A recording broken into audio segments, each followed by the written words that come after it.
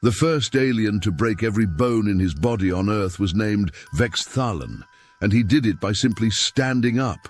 Not dramatically, not heroically. He just stood up, and crunch! Down he went like a bag of particularly fragile breadsticks. His commanding officer, a being called Thrimp, who resembled a very concerned purple octopus wearing too many medals, watched in absolute horror as Vexthalan's skeleton decided that structural integrity was merely a suggestion. The medic rushed over, which in retrospect was a terrible idea, because the medic also collapsed, adding insult to considerably broken injury. But we're getting ahead of ourselves. Let me explain how the Galactic Confederacy managed to overlook an entire planet of walking tanks for 300 years, and why nobody wanted to admit it was basically one guy's fault. His name was Nimbix Krollandar, and he worked in the Department of Biological Compliance Assessment, subsection 47, Office 912, Desk. Well, actually, nobody knew which desk, because the department had moved 6 times in the last century, and Nimbix had simply picked whatever desk was closest to the bathroom. He was what you might call aggressively mediocre at his job. Not bad enough to fire, not good enough to promote, just sort of there, in the way that bureaucrats tend to be, like furniture that occasionally coughs. The Galactic Confederacy, you see, had rules, lots of rules. Approximately 9,473,000 rules, plus amendments, which nobody had actually read in their entirety since the great administrative enthusiasm of 2891, when someone tried and died of boredom 300 pages in. Among these rules was Regulation 4,012. All member species and potential member species must undergo a standard physical capacity evaluation to ensure minimum galactic survival thresholds are met. This regulation existed because once, someone had approved a species that turned out to be sentient jellyfish who could only survive in very specific oceanic conditions and who absolutely could not handle space elevators. The paperwork from that disaster had taken 40 years to sort out. Never again, the Confederacy said. From now on, tests. The tests themselves were fairly straightforward. Lift this weight, run this distance, survive this atmospheric composition. Don't dissolve when exposed to chlorine, which was rarer than you'd think, but common enough to warrant testing. Every species in the Confederacy had passed these tests. Some barely, some easily, but everyone passed. It was, as Nimbix's supervisor loved to say, a formality, really, just checking boxes. Earth had been on the list for testing for 300 years. Nobody had gotten around to it. See, when Earth had first been discovered, it had been properly logged, catalogued, and scheduled for evaluation within the standard processing window of 5 to 7 years. But then Nimbix's predecessor, a fellow named Quarvik, who was even less motivated than Nimbix, had filed the paperwork in the wrong cabinet. Not dramatically wrong, just Cabinet 47B instead of 47A. An easy mistake, could happen to anyone, except it meant that for 3 centuries Earth's file sat in a cabinet marked pending review, low priority flora documentation, between a report on decorative mosses and a thesis on fungal communication written by someone's nephew who had needed college credit. When Nimbix finally discovered the misfiled folder during a mandatory office reorganization that nobody wanted, his first thought was not, "Oh no, we've neglected an entire sentient species." His first thought was, "If I report this, there will be meetings." Nimbix hated meetings, but he hated the thought of his supervisor discovering the error even more, so he did what any reasonable bureaucrat would do.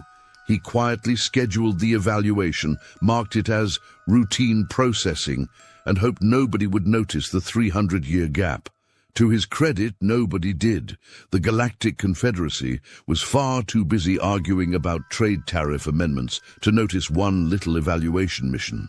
The mission was assigned to the CSV Proportionate Response. a mid-sized evaluation vessel crewed by beings who had drawn the bureaucratic short straw. Captain Yilnek, a four-armed amphibian from Keltor 5, had been hoping for a nice, easy assignment after his last mission, which had involved documenting a species that communicated entirely through interpretive dance. That had been exhausting. How many ways can you say we come in peace through ballet? Too many, as it turned out. When the assignment came through, Yilnek had skimmed the file. Planet Earth, oxygen-nitrogen atmosphere, water-based biology, gravity 1.0 standard units. He'd stopped reading at that point because, frankly, it all sounded perfectly normal, and he'd already mentally checked out to think about his upcoming vacation. Here's the thing about standard units in galactic measurements. They're standardized to the average across all known species. And the average gravity that sentient life evolved under? About 0.4 g. Because most planets with stable, long-term conditions suitable for complex life tend to be larger, less dense worlds with gentler gravitational pulls. Earth, with its frankly absurd 1.0 g, was double the average. But the file just said 1.0 standard units, which Yilnek's brain had interpreted as 1.0 of the standard, which it absolutely was not. This miscommunication was about to become very, very expensive. The CSV proportionate response dropped out of faster-than-light travel at the edge of Earth's solar system on a Tuesday, which would later strike humans as cosmically unfair because nothing important should happen on a Tuesday. Yilnek stood on the bridge, which was really more of a mildly elevated platform since his species didn't believe in unnecessary hierarchy, and addressed his crew. "Right," he announced, managing to sound both authoritative and deeply bored, which took practice. "Standard biological evaluation by the book. We go down, we run the natives through the tests, we file the paperwork, we leave. Should take 6 hours, 8 if they're chatty. I want to be back in time for dinner. Prel, you're on atmospheric sampling. Vexthalen, you're running the physical tests. Thrimp, you're on medical standby. Everyone else, try not to break anything expensive." Prel, who resembled a very elegant stick bug wearing lab goggles, waggled his antennae in acknowledgement.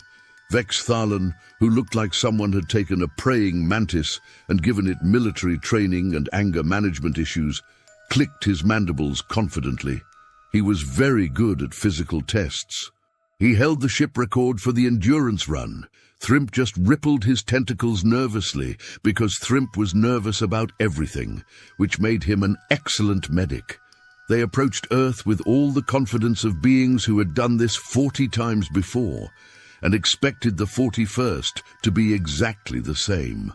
They were so wrong that if wrongness could be measured in standard units, they'd have broken the scale.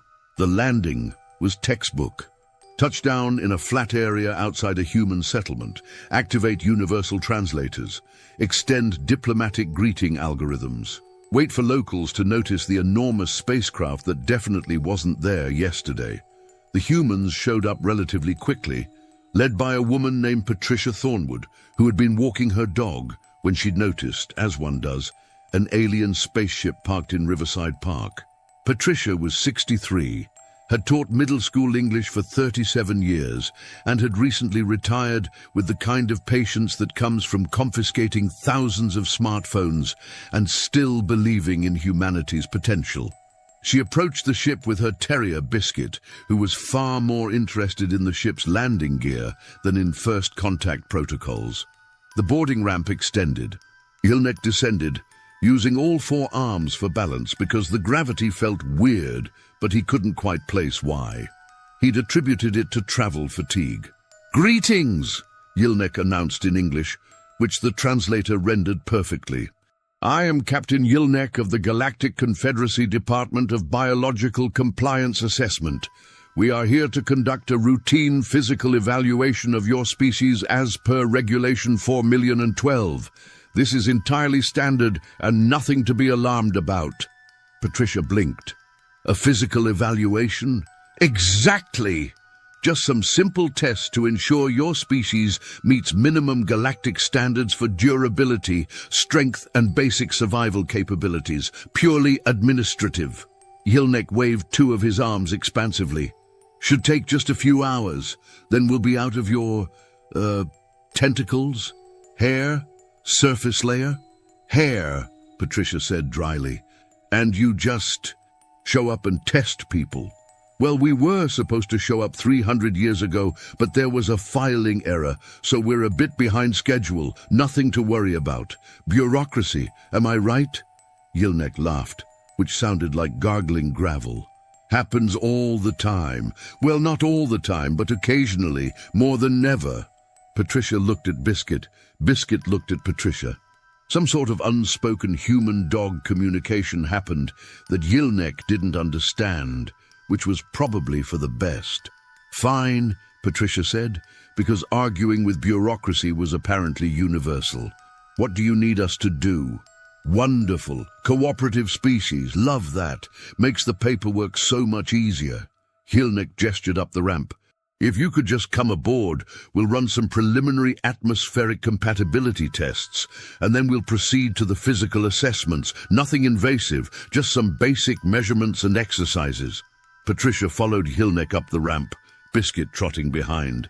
This proved to be the first sign that humans were built differently, because Patricia climbed the ramp without even breathing hard, while Yilnek was definitely feeling the strain in all four arms. Strange. Inside the ship, Vexathalan was setting up the testing equipment with military precision, which is to say he was organizing everything into neat rows and muttering about proper procedure. He looked up as Patricia entered and froze, his compound eyes processing this new creature. Is that the native? He clicked to Yilnek. It's very soft-looking. Don't be rude, Vex, Yilnek scolded. Different species have different morphologies. Diversity is our strength, remember? Page 47 of the handbook. It's pink, Vex protested. And it has no natural armor. How does it survive predators? We mostly don't have predators anymore, Patricia said pleasantly. We sort of outcompeted them. Outcompeted? That thing? Vex gestured at Patricia with one blade-like arm. No offense, but you look like you'd lose a fight to a particularly aggressive vegetable. None taken, Patricia said, which was a lie, but a polite one. Should we get started? I have book club at 4. Yilnek clapped two of his hands together. Yes, excellent, very punctual. So first things first, we need to establish baselines. Priel, run the atmospheric scan. Make sure the native can survive in our environment. Prel skittered over with his scanning equipment and waved it at Patricia, who stood patiently while lights blinked and machines beeped in that universal way that medical equipment beeps to make everyone nervous. Atmospheric composition, compatible, Prel announced. Oxygen utilization, well within normal range. Actually slightly high efficiency. Temperature tolerance? That's interesting. What's interesting? Yilnek asked. She can survive much wider temperature ranges than expected. Wait, let me recalibrate. More beeping. From approximately -40 to +50 degrees standard. That's incredibly adaptive. We have seasons, Patricia explained, and Minnesota. What's a Minnesota? Thrimp asked from across the room. Proof that humans are either very tough or very stupid, Patricia said. We haven't decided which. Yilnek dismissed this with a wave. Excellent. Very adaptable. That's a pass on atmospheric compatibility. Now, onto the physical assessments. Vex, you're up. Vexathalan clicked forward, pulling himself up to his full height, which was impressive if you were into the whole insectoid warrior aesthetic. He gestured to a series of stations set up around the cargo bay. Right, he announced. Standard galactic physical capacity evaluation. Station 1, cardiovascular endurance. Station 2, load-bearing capacity. Station 3, reaction time and coordination. Station 4, sustained effort under resistance. All very standard, all very necessary. Any questions? Do I need to stretch first? Patricia asked. Stretch? What's stretch? Warm up the muscles, prevent injury?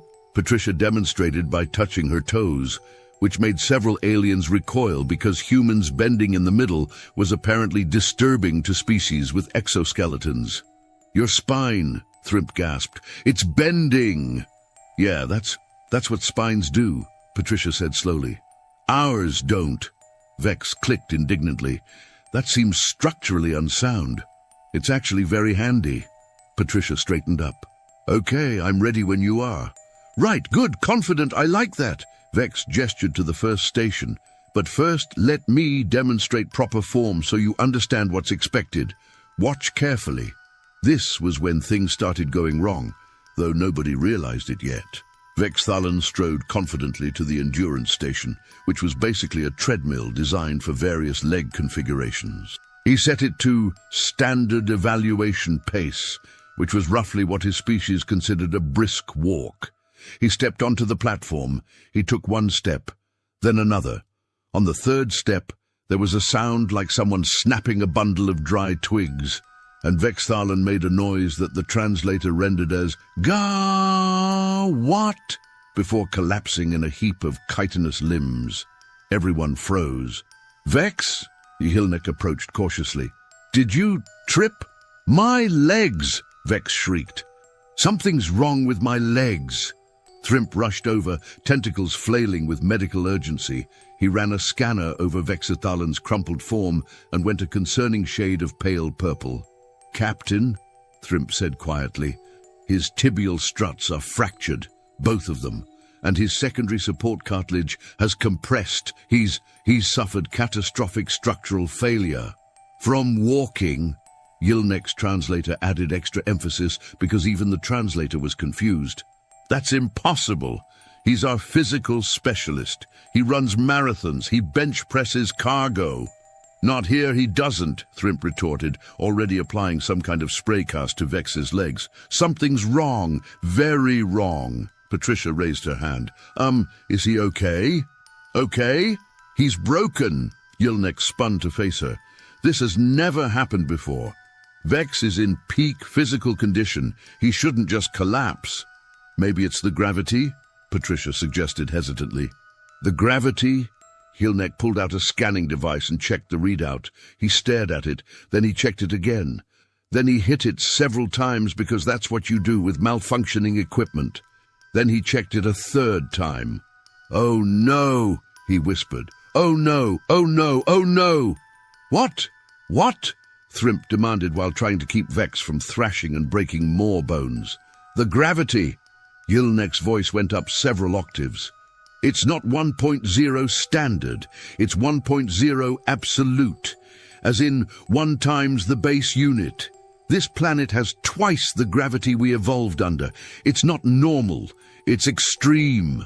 There was a moment of silence broken only by Vex's whimpering and Biscuit's panting.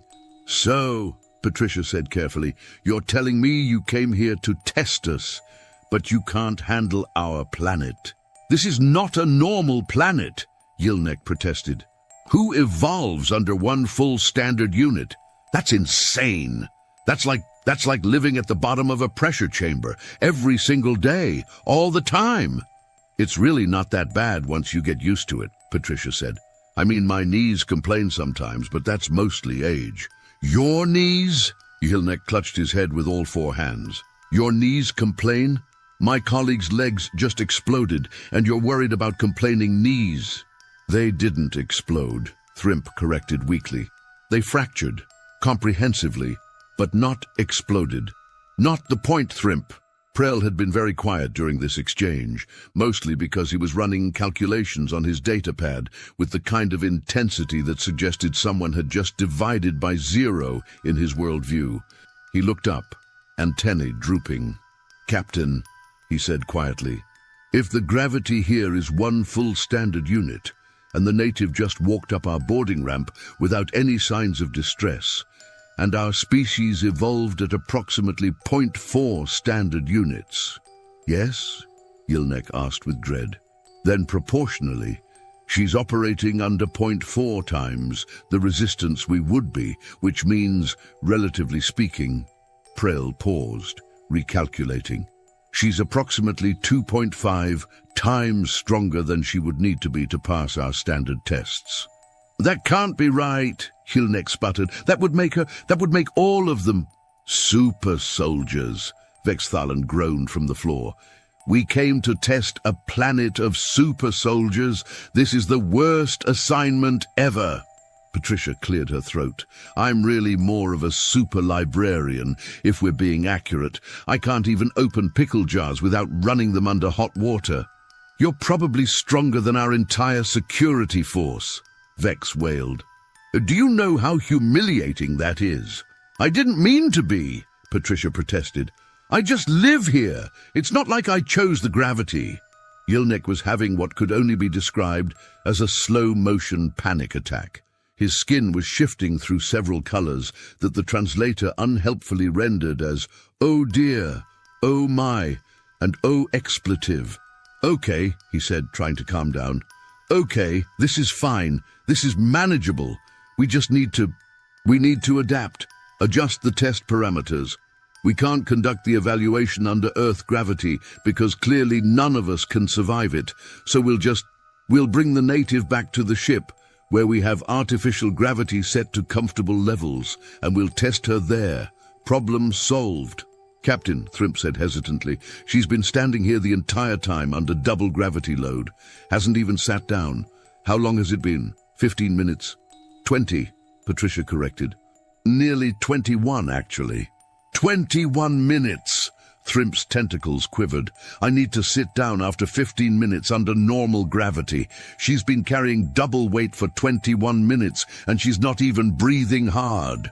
"Again," Patricia said, starting to feel defensive. "Book club at 4. Can we maybe speed this up?" Hillneck made a decision. "Right, yes, accelerated testing. Priel, take the native to the testing room. We've got adjustable gravity there. Set it to 0.4 standard, and we'll do the evaluation properly. No more accidents." Patricia followed Prel through the corridors of the ship, which were definitely designed for beings that didn't have to worry as much about head clearance. Biscuit trotted along, completely unbothered by the alien environment, because Biscuit had seen vacuum cleaners, which were much scarier than spaceships. The testing room was essentially a gymnasium with more blinking lights and fewer basketball hoops. Prel adjusted the gravity settings to 0.4 standard, and Patricia immediately felt like someone had removed a backpack she'd been wearing her entire life. "Oh," she said, surprised. That's actually quite pleasant. That's normal," Prel clicked. "What you live under is oppressive. I mean, taxes are oppressive, but I wouldn't call gravity—" "Please just do the test before I have an existential crisis," Prel begged. The tests were, to put it mildly, not designed for humans. The first test was the endurance run. Patricia was instructed to run on a treadmill for as long as possible at a pace that the screen described as challenging sprint. Patricia ran for 45 minutes before stopping, not because she was tired, but because she was bored. "How much longer?" she asked, barely winded. "Because I really do have book club, and we're discussing a mystery novel, and if I miss the reveal—" "You can stop!" Prel shrieked. "Please stop! The record is 32 minutes. You've shattered it. You've shattered it by 13 minutes. That's not normal." "I used to run marathons in college," Patricia said modestly. "I'm really quite out of shape now." "Out of shape?" Prel was vibrating. "You just ran in reduced gravity, what would be considered an Olympic achievement in normal gravity. If you were in shape, you'd probably achieve flight." The next test was load-bearing. Patricia was asked to lift a weight that the screen described as standard adult male capacity. She lifted it with one hand, then switched hands and lifted it with the other, just to be polite. "Both hands," Prel squeaked. "You're supposed to use both hands." "Oh, sorry." Patricia used both hands. "Like this?" "Yes, and now lift it over your head." Patricia did, then did a few squats with it because she'd been meaning to work on her quads anyway. Prel had stopped taking notes and was just staring in what the translator was rendering as horrified admiration and "please make it stop." The reaction time test involved pressing buttons when lights flashed. Patricia scored in the 98th percentile, which would have been impressive, except that she'd spent 37 years responding to middle schoolers throwing things, which was apparently more effective training than the Confederacy's military academies. The sustained effort test involved holding a position that looked suspiciously like a plank. Patricia held it for 8 minutes before asking, "Is something supposed to be happening?" "You're supposed to collapse," Prell wailed. "The average is 2 minutes. Top athletes manage 4. What are you?" "Stubborn," Patricia said. "My mother always said I was stubborn. Also, I do yoga twice a week. Does that count?" By the time testing was complete, Prell had filled out 16 separate incident reports and was seriously considering a career change. He escorted Patricia back to the cargo bay, where Yilnek was trying very hard not to have a mental breakdown while Thrimp worked on Vex's legs, and Vex muttered darkly about evolutionary advantages and cosmic unfairness. "Well?" Yilnek demanded when he saw them. "How did she do?" Prell handed over the data pad with shaking antennae. Yilnek looked at the results. His skin cycled through several new colors that the translator gave up trying to interpret. "This is..." Yilnek started. "These numbers are impossible," Vex finished from the floor. "Those numbers are impossible. She's lying, or cheating, or the equipment malfunctioned." "The equipment was calibrated this morning," Prell snapped, which was impressive because he wasn't normally assertive. "Those results are accurate. She's just built different," Patricia offered. "Look, I don't know what to tell you. This is just normal for us. We're not special. I'm a retired school teacher. I'm probably the least athletic person you could have grabbed. If you want to see real performance, you should meet my neighbor Derek. He does triathlons." "No!" Yilnek shouted. "No more humans! One is enough. One is terrifying." "I'm really not terrifying," Patricia insisted. "I knit. I volunteer at the library. I say ope when I bump into furniture." "You could probably punch through the furniture," Thrimp muttered. "Through our furniture, which is reinforced."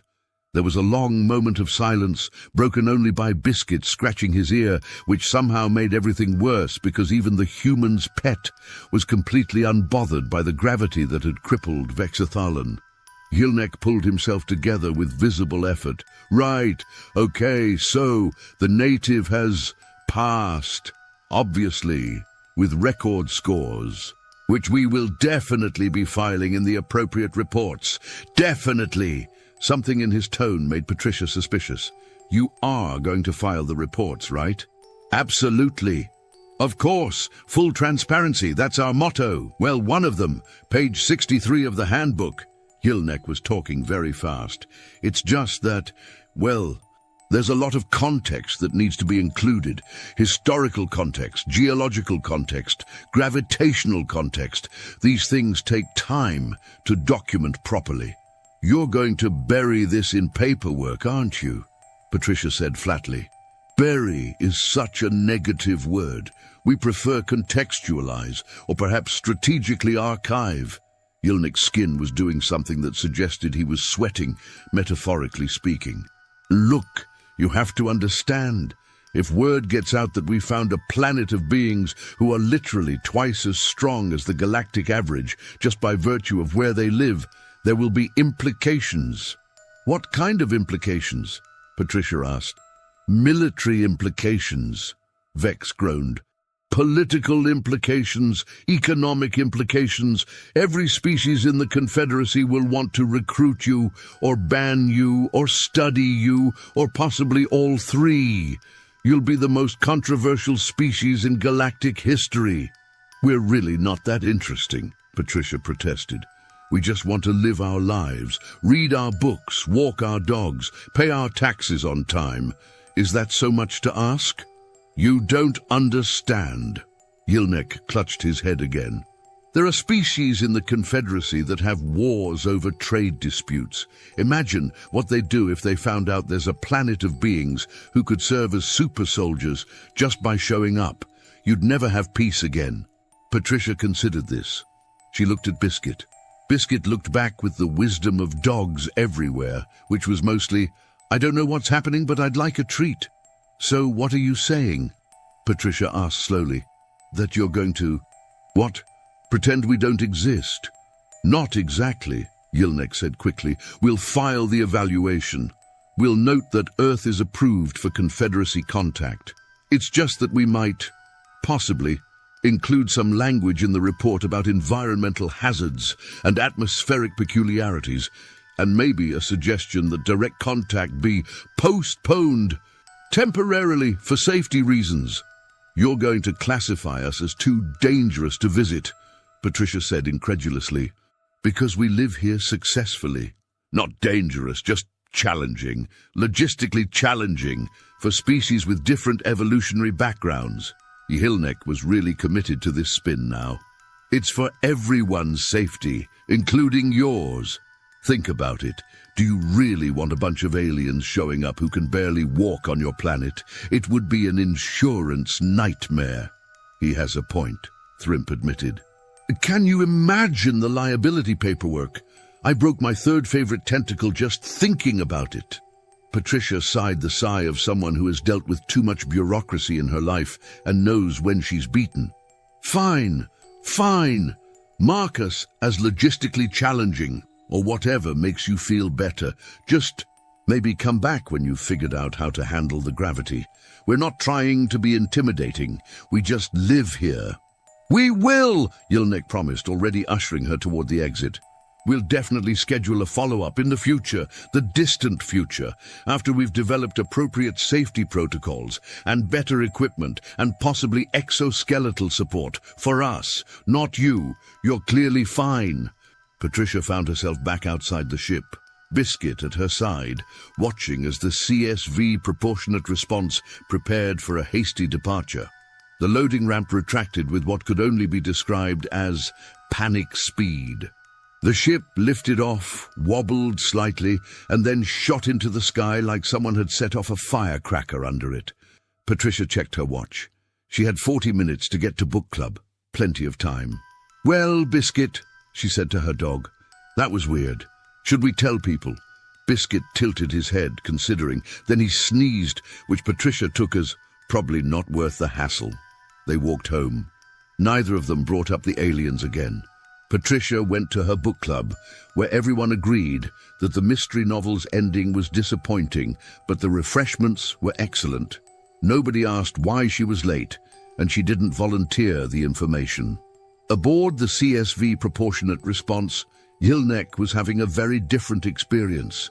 He sat in his quarters, staring at the wall, trying to compose the most carefully worded report in the history of bureaucratic obfuscation.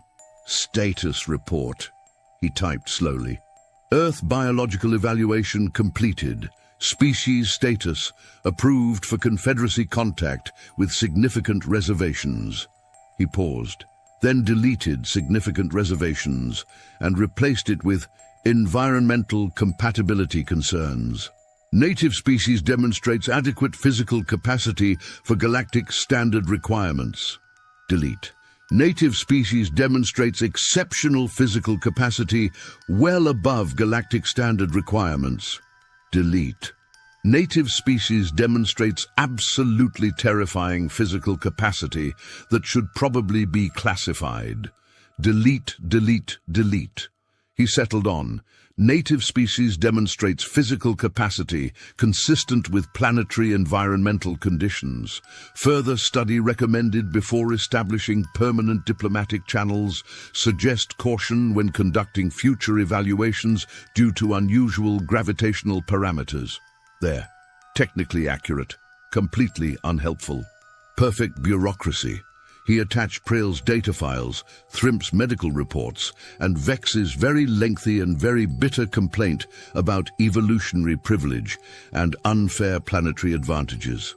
Then he marked the whole thing as routine evaluation, standard processing, and fired it off to headquarters.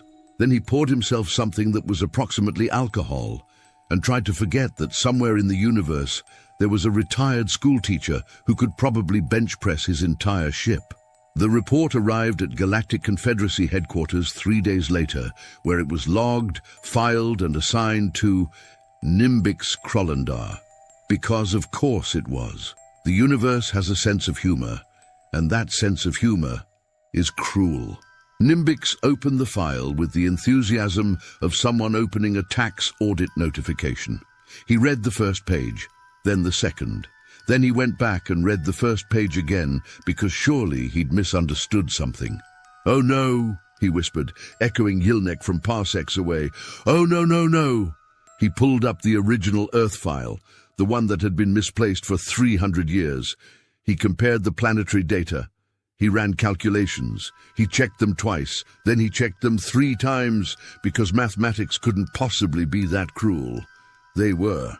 Earth's gravity was listed in the original survey as 1.0 standard units, and everyone had assumed that meant 1.0 times the standard, when it actually meant 1.0 absolute units, which was approximately double the standard that most species evolved under. This meant that for 300 years, nobody had noticed that Earth was essentially a high-gravity training world where the natives had evolved to treat crushing pressure as normal. Nimbix did what any reasonable bureaucrat would do when confronted with a mistake of this magnitude. He tried to hide it. He pulled up the report formatting guidelines. He adjusted the wording. He reorganized the data presentation. He added footnotes. He added footnotes to the footnotes. He created subsections, appendices, and a glossary that nobody would ever read. He buried the alarming parts under so much technical jargon that only someone specifically looking for humans are terrifyingly strong would find it. Then he marked it as filed, environmental assessment, routine, and shoved it into the database where he hoped it would never be found again. For a few months, his plan worked. The report sat in the database, unread and unloved, just another piece of paperwork in an ocean of bureaucracy. Then Thrimp, who had been traumatized by the whole experience, made the mistake of mentioning it during a medical conference, just in passing, just as an interesting anecdote about environmental adaptation. He didn't even name the planet, but someone in the audience was a xenobiologist, and that xenobiologist was fascinated, and that xenobiologist had access to the medical database, and that xenobiologist started asking questions. Within a week, the story had spread through the scientific community like wildfire. Within 2 weeks, it had reached the military community, which had opinions. Within 3 weeks, it had reached the political community, which had concerns. And within a month, it had reached the general public, which had memes. The Confederacy, it turned out, loved gossip, especially gossip about a planet full of beings who could accidentally crush you by shaking hands too enthusiastically. Nimbix's carefully buried report was excavated, analyzed, and spread across every news network in the known galaxy. Headlines ranged from "Deathworld discovered, natives survive daily," to "Local species too weak, more at 11," to "Are your children safe? Humans exist and they're stronger than you." The political fallout was immediate and absurd. The Keltorian Empire, whose military prided itself on physical superiority, declared that the report was obviously fabricated and demanded an independent verification. When that verification came back confirming that yes, humans could indeed bench press the average Keltorian soldier, they pivoted to claiming that raw strength was barbaric and true civilization was measured by technological sophistication, which everyone agreed was exactly what someone who just lost the strongest species competition would say. The Quilmesh Confederacy, a collection of aquatic species who lived in low-gravity water worlds, immediately proposed a motion to classify Earth as a zone of extreme hazard and suggested that any contact with humans be conducted via remote drone with a minimum distance of 50 meters for safety reasons. When someone pointed out that Patricia Thornwood had been perfectly friendly and hadn't crushed anyone, they amended it to psychological safety reasons, because apparently knowing that someone could crush you was just as bad as them actually doing it. The Vrin Collective, A hive-mind species that valued efficiency above all else saw an opportunity. They immediately dispatched a diplomatic envoy to Earth with a proposal. Join the collective, share your gravity adaptation genetics, and together we'll create the most efficient workforce in galactic history. They didn't even make it to Earth's atmosphere before human governments, who had finally been briefed on the alien situation, told them to turn around or they'd be classified as an unauthorized intrusion and dealt with accordingly. The Vryn envoy spent 3 days in orbit trying to figure out if that was a threat or just a statement of fact. Eventually decided it was definitely a threat and left. But the real chaos was happening in the Galactic Confederacy itself, specifically in the Department of Biological Compliance Assessment, where Nimbix was having the worst month of his life. His supervisor, a being named Jilara, who resembled an angry cloud of purple steam, manifested in his office unannounced, which was terrifying because Jilara only showed up in person when someone had really messed up. "Nimbix!" Jilara's voice came from everywhere and nowhere, which was very effective for intimidation. "Would you care to explain how a routine evaluation turned into a galactic incident?" "I can explain," Nimbix stammered, which was a lie because he absolutely could not explain. "It was a simple mistake, a clerical error. These things happen. 300 years, Nimbix. The file was lost for 300 years, and now we have 17 different species demanding explanations. The Keltorians want to challenge humans to combat. The Quilmesh want them quarantined. The Vryn tried to recruit them, and the humans themselves are confused because apparently nobody on their planet even knew we existed until we landed a ship in their park. That was actually very responsible of them," Nimbix tried. "Very low-key first contact, no panic, very smooth." "Smooth? We have 3 injured crew members. Captain Yilnek is on stress leave. And do you know what the humans did when we left? They went to book club. Book club, Nimbix. They treated first contact with alien life as a minor inconvenience before book club." "That seems like a healthy attitude toward the unknown," Nimbix offered weakly. "It seems like a species that doesn't understand how terrifying they are." Jilara condensed slightly, which suggested extreme agitation. "We need a plan. We need protocols. We need to figure out how to interact with a species that could probably invade half the Confederacy just by showing up." "They wouldn't do that," Nimbix protested. "The report clearly states they're peaceful. They want to read books and walk dogs and discuss mystery novels. They're harmless." "A bomb is harmless until it explodes, Nimbix. Humans are not bombs.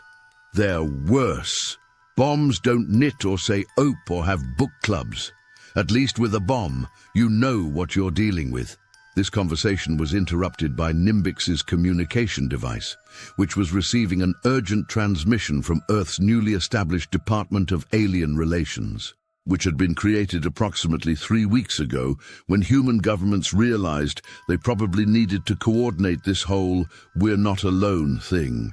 The face on the screen belonged to Ambassador Jennifer Okafor, who had previously worked in international diplomacy and had been rapidly promoted to interstellar diplomacy because apparently her experience negotiating trade agreements made her the most qualified for negotiating with aliens, which was a depressing statement about humanity's preparedness.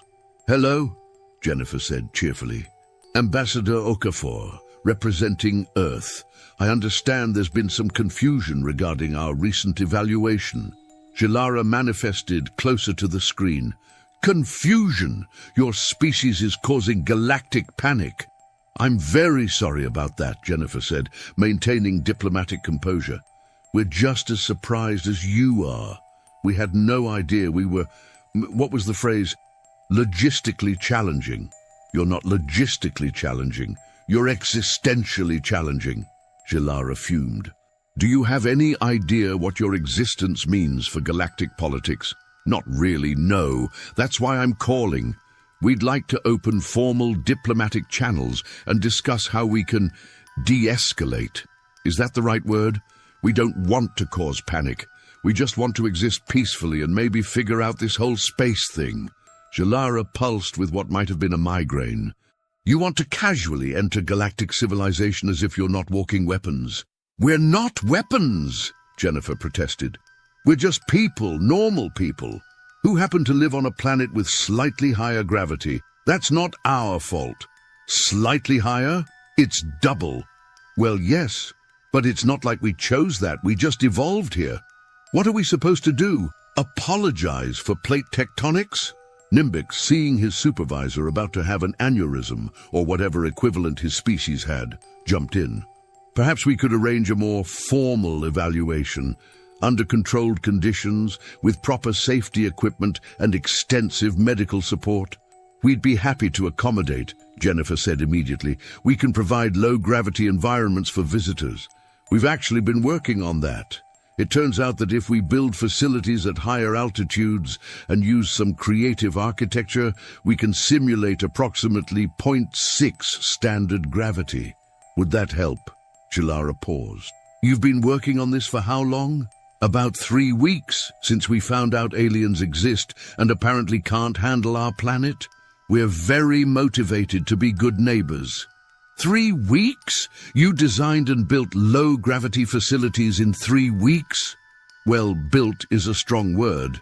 We've got plans and some prototypes, and one entrepreneur in Nevada who's already advertising alien-friendly hotel and casino, which we're pretty sure is illegal, but haven't figured out under which law yet, because our legislation doesn't technically cover extraterrestrial guests. Nimbix and Jalara looked at each other. Or rather, Nimbix looked at where he thought Jalara's face might be in the cloud. They've had confirmed alien contact for 3 weeks, Jalara said slowly, and they've already got tourist infrastructure. We're very entrepreneurial, Jennifer said proudly. Also, and I cannot stress this enough, we're really excited about not being alone in the universe. We've been waiting for this for centuries. We've written books about it. Made movies. We have entire academic fields dedicated to xenolinguistics, even though we'd never met any xenos. We're prepared. Kind of, in theory. You're prepared for aliens, Jalara said flatly. But you didn't know you were super soldiers? We thought everyone was like us, Jennifer said. How are we supposed to know that 1G was unusual? It's just gravity. It's not like we have a reference point. This was, Nimbix had to admit, a fair point. He'd made the same assumption in reverse, after all. Right, Jalara said, trying to regain control of the conversation. Here's what's going to happen. We're going to send a proper diplomatic delegation with medical support and extensive safety equipment, and we're going to establish formal protocols for human-alien interaction. And you're going to cooperate and not accidentally crush anyone. We would never, Jennifer said, genuinely offended. We're very careful. We've been practicing with eggs. Eggs? To practice delicate handling. We've been having workshops on how not to break aliens, which sounds worse than it is. It's mostly just reminding people that not everyone has bones as sturdy as ours. You're having workshops? Jalara sounded like she was on the verge of a breakdown. You've weaponized adult education? It's not weaponized, it's safety training. Jennifer paused. Although I suppose knowing how to not hurt someone does require knowing how you could hurt someone, so maybe it's a bit of both. Nimbix decided to intervene before his supervisor completely dissipated. Ambassador Okafor, perhaps we could schedule this formal delegation for, let's say, 6 months from now. That gives both sides time to prepare and establish guidelines and maybe develop some therapy protocols for traumatized crew members. 6 months works great, Jennifer said. That gives us time to finish the low-gravity facilities and work on the egg handling skills and maybe figure out the legal situation with the Nevada casino. Please figure out the casino situation, Jalara begged. The last thing we need is humans accidentally creating an illegal gambling empire. No promises. You haven't met Jerry. He's very determined. The call ended. Nimbix and Jalara sat in silence for a long moment. This is a disaster, Zilara finally said. "It could be worse," Nimbix offered. "How? How could this possibly be worse?" "They could be hostile." Zilara considered this. "That's actually a fair point. At least they're friendly super soldiers, with workshops. And questionable casinos. Exactly, very glass half full. The glass is half full of humans, Nimbix. That's not comforting." Over the next 6 months, the galaxy watched Earth with a mixture of fascination and terror. News networks ran constant updates. Human Watch, Day 47, still no invasion. Breaking, humans invent new cookie recipe, galaxy relieved it's not weaponized. Local species reports, saw humans sneeze, thought it was attack. False alarm. The humans, for their part, were having a wonderful time.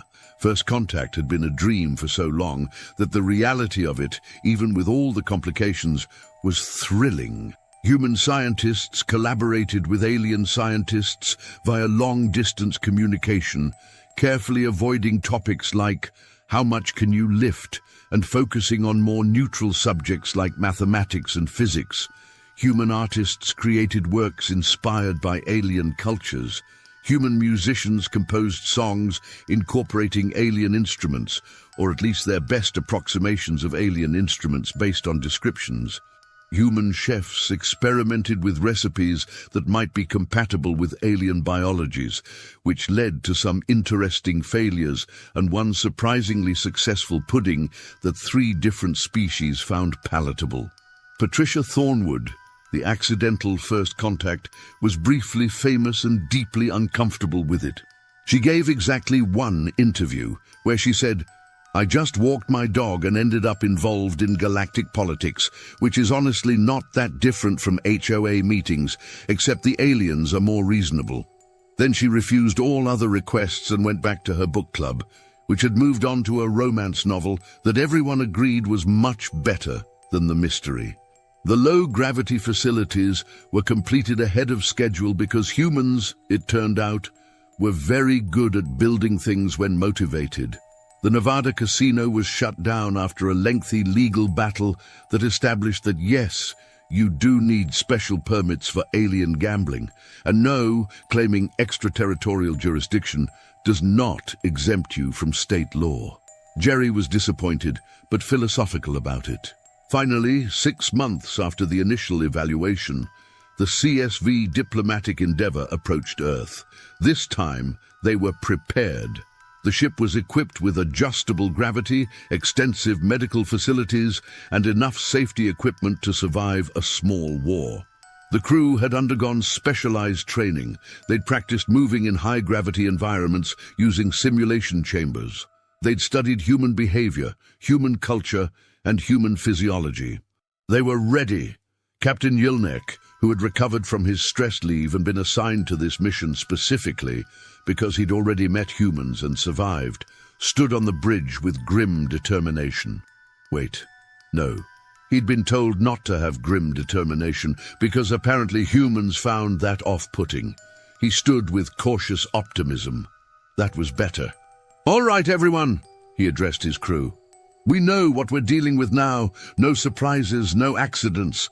We follow protocol, we maintain safety distances, and we do not attempt any physical activities in full Earth gravity. Are we clear?" "Clear," the crew responded, though several of them looked like they'd rather be literally anywhere else. They landed at the designated contact site, which was a newly constructed diplomatic facility outside of Washington, D.C. The facility was a marvel of compromise engineering. Half of it was standard human construction. The other half was a low-gravity environment maintained through a combination of high-altitude, structural design, and some very clever physics that human engineers were quite proud of. Ambassador Okafor was waiting with a delegation of humans who'd been carefully selected for being both impressive and non-threatening, which was harder than it sounded because humans who were good at diplomacy tended to also be good at other things that made aliens nervous, like being taller than average or having visible muscles. The crew of the CSV diplomatic endeavor descended their ramp very carefully, staying in the low-gravity section. Hilnek approached the invisible barrier between the two zones, with all the caution of someone approaching a hungry predator. "Ambassador Okafor," he called out. "Thank you for agreeing to meet with us." "Captain Hilnek." Jennifer stepped forward, stopping just short of the barrier. "Welcome back to Earth. I hope your journey was pleasant. Very pleasant. No one's bones broke even once." Hilnek realized how that sounded. Which is the standard outcome, not newsworthy at all, perfectly normal. "I'm glad to hear it," Jennifer gestured to her team. "Let me introduce my delegation. This is Dr. Sarah Chen, our chief xenobiologist. And this is Colonel Marcus—" Wait. Hilnek stopped listening because those were the exact names he'd been told not to expect. Someone had specifically said humans would use different names this time. Original names, not the usual ones. He blinked his inner eyelids, which helped him focus. He looked at his datapad. Ambassador Jennifer Okafor, age 47, Dr. Sarah Chen, age 39, Colonel Marcus Webb, age 52. These were real people with real biographies and everything. Oh, the names were fine. He'd just been paranoid. "Been working on cultural exchange protocols," Jennifer was saying. "And we're very excited to share what we've learned about your civilization. And we're very excited to not have any more medical emergencies," Hilnek said cheerfully, then winced. "That is to say, we're looking forward to productive diplomatic relations." The formal meeting took place in a conference room that was split down the middle. One half at Earth gravity, one half at Point 4 standard. The table itself was positioned exactly on the barrier, allowing both species to sit comfortably while maintaining eye contact across the gravitational divide. It was, everyone agreed, deeply weird, but it worked. The negotiations were surprisingly straightforward. Humans wanted access to galactic knowledge, trade opportunities, and cultural exchange. Aliens wanted assurances that humans wouldn't accidentally crush anyone, detailed information about human capabilities, and please, for the love of all that is stable, don't militarize. "We have no intention of militarizing," Jennifer said firmly. "We're a peaceful species. We've spent the last century working toward global cooperation. We're not about to ruin that by becoming galactic bullies." "But you could," pointed out Drixel, a diplomatic advisor who looked like a very nervous ferret in formal robes. "You could very easily become galactic bullies just by existing." "We could also become galactic librarians," Dr. Chen interjected. "Or galactic teachers, or galactic anything. Having the capacity for violence doesn't mean we're violent. We also have the capacity to make excellent cookies, and nobody's worried about that." "Cookies?" Drixel looked alarmed. "You've weaponized baking?" "No, they're just cookies. Delicious treats. We brought some, actually." Dr. Chen pulled out a container. "Would you like to try?" The aliens looked at the cookies with deep suspicion. "They're not dangerous?" Hilnek asked carefully. "They're chocolate chip. The only danger is eating too many and feeling slightly guilty about it." After a tense moment where someone checked the cookies for gravitational anomalies, which didn't make any sense but nobody wanted to admit it, one of the aliens cautiously tried a cookie, then another, then 3 more, because they were really good cookies. "This is amazing," Drixel said through a mouthful of cookie. "What is this flavor?" "Chocolate," Dr. Chen said proudly. "We can export it if you'd like. Though we should probably test if it's safe for your species first. It's toxic to some Earth animals, so we should be careful." "You have poisonous food?" Drixel dropped his cookie in alarm. "Not to us," Dr. Chen clarified. "Only to, dogs and cats, and even then only in large quantities. For humans it's perfectly safe and delicious." "You evolved eating toxic substances?" Drixel looked at his half-eaten cookie with new concern. "Well, toxic is relative. Colonel Webb chimed in. Lots of things are toxic in the wrong doses. Water is toxic if you drink too much. Oxygen is toxic at high pressures. It's all about context. The aliens had a brief huddle to discuss whether humans' casual relationship with toxicity was concerning or just another example of their high-gravity world resilience. They decided it was both, but the cookies were too good to worry about it. The negotiations continued for 3 days. By the end, they'd established 1.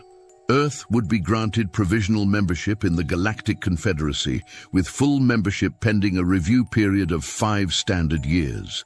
2. Humans would agree to extensive safety training before traveling to low-gravity worlds, including certification programs and insurance requirements. 3. A cultural exchange program would be established, with humans visiting alien worlds and aliens visiting Earth under carefully controlled conditions. 4. Humans would share their cookie recipes and several other food items that aliens had gone crazy for, including pizza, which someone had smuggled into the facility against protocol, and which had caused a minor diplomatic incident when 3 ambassadors tried to claim it for their respective species. 5. In exchange, aliens would share technology, scientific knowledge, and extremely detailed maps of the galaxy, which humans were thrilled about because humans loved maps. 6. Earth would establish a dedicated spaceport in the low-gravity facility, with expansion plans for multiple sites around the planet. 7. Most importantly, both sides agreed to figure this out as they went and try not to panic.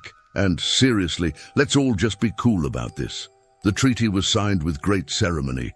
Photographs were taken, speeches were made.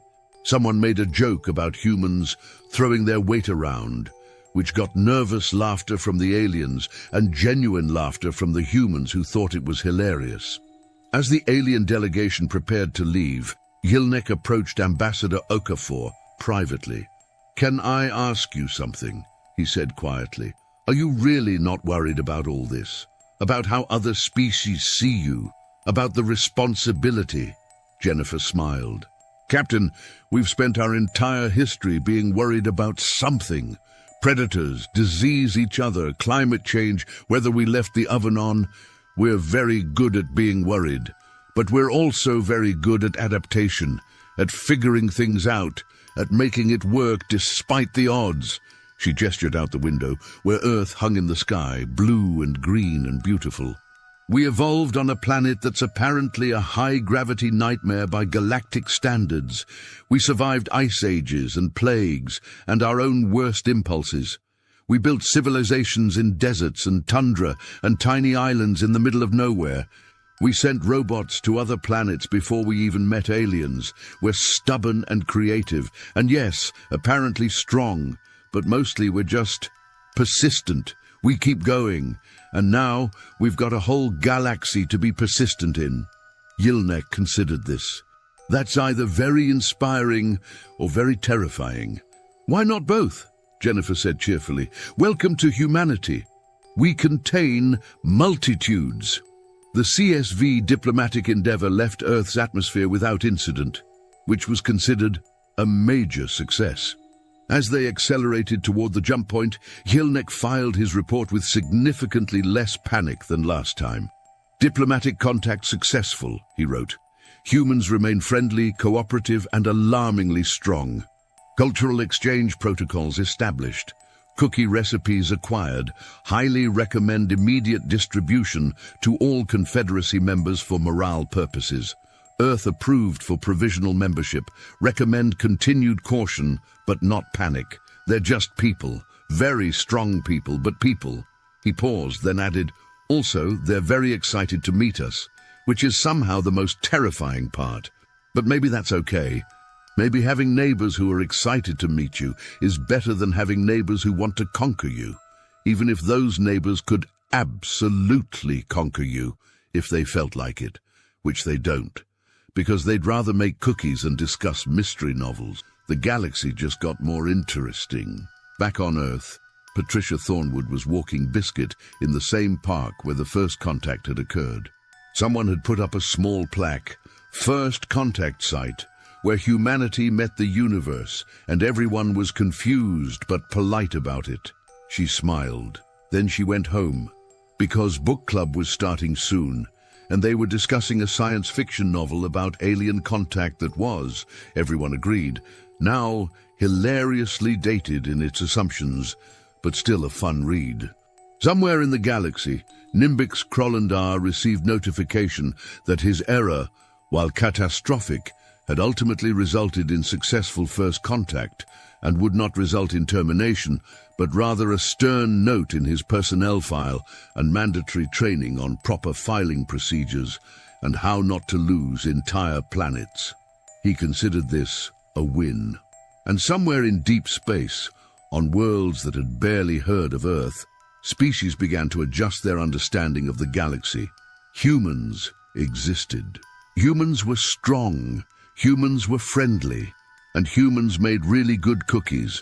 The Galactic Confederacy had a new neighbor, and that neighbor had evolved under twice the gravity everyone else considered normal, which meant they were naturally stronger, more durable, and more persistent than anyone had expected.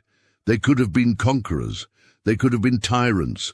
They could have been the thing that every species feared. Instead, they wanted to join book clubs and walk their dogs and argue about mystery novel endings and share their chocolate chip cookie recipes. The universe, it seemed, had a sense of humor after all, though probably still best not to arm wrestle them, just to be safe.